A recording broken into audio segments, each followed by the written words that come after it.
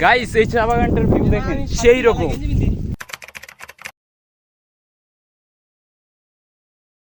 তো গাইস অবশেষে আমরা চলে আসলাম লন্ডনী পাড়া, আর ওই সাইডে হচ্ছে তাদের ঘর বাড়ি। তো আমরা এখন যাব চা বাগানের উপর দিয়ে, আর ভেতরে ঢোকার অনুমতি ছিল না, সো আমরা যাইনি। তো এখন উপরে যাব, আর উপরে থেকে এই জায়গাটার ভিউ দেখব। তো এই যে হচ্ছে লন্ডনী পাড়ার ঘরগুলো, আর এগুলো ঘরগুলো খুব বেশি একটা বড় না, আর আমরা মানুষ হিসেবে খুব বেশি একটা বড় না, এরপরেও আমাদেরকে ঢুকতে দিল না কেন? গাইস এই চা বাগানটার ভিউ দেখেন সেই রকম। এই দেখুন এখানকার বিখ্যাত ফল যা স্ট্রবেরির মতো খেতে, চলুন খেয়ে দেখা যায়। সেই স্বাদ। এখানে সবচেয়ে সুন্দর ভিউটা হচ্ছে এই জায়গার, আর পাশাপাশি একটা জায়গা আছে এই জায়গা। তো পাহাড়টা খুব সুন্দর, আর চা বাগান তো সাথে আছেই, একটা টেস্ট করা যাক। বিশ্রী একদম। তো যাই হোক, এখন আমরা সামনে গিয়ে যাব, সামনে আমাদের বড় ভাই, চলো তাদের কাছে যাই। এই যে আমাদের সাথে আছে নাইম ভাই, তিনি হচ্ছেন স্পেশাল আজকের ব্লগার, যিনি আমাদের ফুল ট্রিপ মানে ফুল ট্যুরটা রেকর্ড করবে। গাইস আমরা এখন যাব পাম বাগানে, যেখানে পাম দেওয়া হয়। সো গাইস আমরা চলে এসেছি ফুটবল খেলার মাঠে। তো গাইস চলো পাম বাগানে যাবো। আমরা এখন যাচ্ছি ছোট্ট গ্রামের মধ্য দিয়ে, আর ওই সাইডে একটা দোকান আছে, দেখা যাক কি খাওয়া যায়। গরমের সময় ঠান্ডা পানি খাওয়া যায়।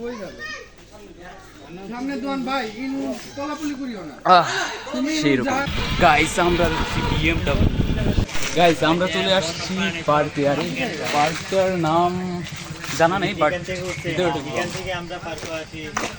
আমরা যাচ্ছি এখন ইকো পার্কের ভিতরে, দেখা যাক পার্কে কি কি আছে। ইকো পার্কের ভিতরে শুধু জঙ্গল, এইখানে কিন্তু বাঘ ভাল্লুক সহ নানান বন্যপ্রাণী থাকতে পারে। তো আমাদেরকে সাবধানে যেতে হবে যাতে আমরা এখানে নিরাপদে থাকি। এই জায়গা হচ্ছে নির্জন এলাকা, সবসময় চেষ্টা করবেন সবাই একত্রে থেকে যাওয়ার, নয়তো হারিয়ে যেতে পারেন এই পার্কে। সাবধানে যাবেন অ্যান্ড সাবধানে সব কিছু করবেন, নাকি বলো? গাইস আমি বলেছিলাম এখানে বন্যপ্রাণী থাকতে পারে। দেখেন এইখানে কি লেখা আছে, বাগমারা কেন্দ্রীয় জামে মসজিদ। ওয়াও, এই জায়গায় পাখিও আছে, আগে জানতাম না।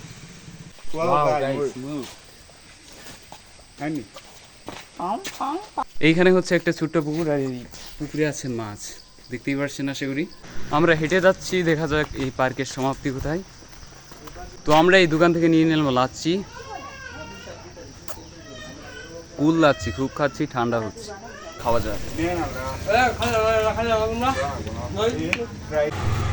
গাইস এই জায়গায় এসে ইকো পার্ক শেষ হয়ে গেছে, এখন আমরা যাব পাম বাগানে। হেঁটে হেঁটে যাচ্ছি আমরা চা বাগানের সাইড দিয়ে, আর সামনে হচ্ছে পাম বাগান। হেঁটে হেঁটে যাচ্ছি, আর সামনেই পাম বাগান। এসে পড়েছি আমরা পাম বাগান।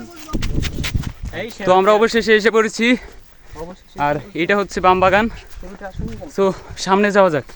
আর এখানে প্রচণ্ড রোদ, তো ওই জায়গায় একটা ছাউনি আছে, তো আমরা যাবো এখানে রেস্ট নিতে। গাইস এইটা হচ্ছে সিলেটের মধ্যে মিনি কাশ্মীর। জায়গাটা কিন্তু সেরকম, চতুর সাইডে পাহাড় আর সবুজ গাছগাছালি, দেখতে সেই রকম লাগছে। অনেকক্ষণ পর প্রচণ্ড রোদের মধ্যে একটা ছায়াময় জায়গা পাওয়া গেল, আর এইখানে অনেকগুলো খেজুর গাছ।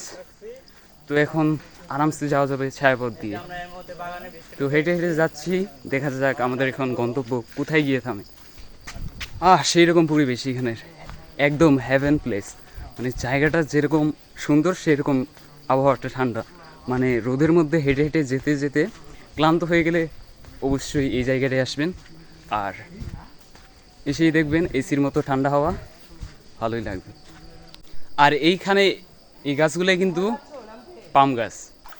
গাইস এই জায়গা দিয়ে বয়ে গেছে ছোট্ট একটা নদী, বাট এইখানের পানি সেই রকম ঠান্ডা, আর যেতে ভালোই লাগছে। তো এইটাই হচ্ছে পাম বাগান, চতুর সাইডে পামের গাছ। তো হেঁটে হেঁটে যাচ্ছি এখন সাইডে পাম বাগানের গাছ, এইখানে অনেক গাছ হবে, যাই হোক। তো হেঁটে হেঁটে সামনে যাব, আর দেখা যাক কোথায় গিয়ে শেষ হয়ে যায় এই পাম বাগান। আরে সবাই কোথায়? ওয়াই গাইস, আমরা আছি এই মুহূর্তে সৌদি আরব। গাইস, আমরা অনেক হাঁটাহাঁটি করার পর ক্লান্ত হয়ে গেছি, সো এই ছায়াময় জায়গায় কিছুক্ষণ রেস্ট নিয়ে আবার হাঁটা শুরু করে দেব। তাহলে চলো। তো গাইস, পাম বাগানকে ছেড়ে যাচ্ছি, আর আজকের মতো ভিডিও এই পর্যন্তই। দেখা হবে আবার নতুন কোনো ভিডিওতে। ততক্ষণ পর্যন্ত সাবস্ক্রাইব করে পাশেই থাকুন।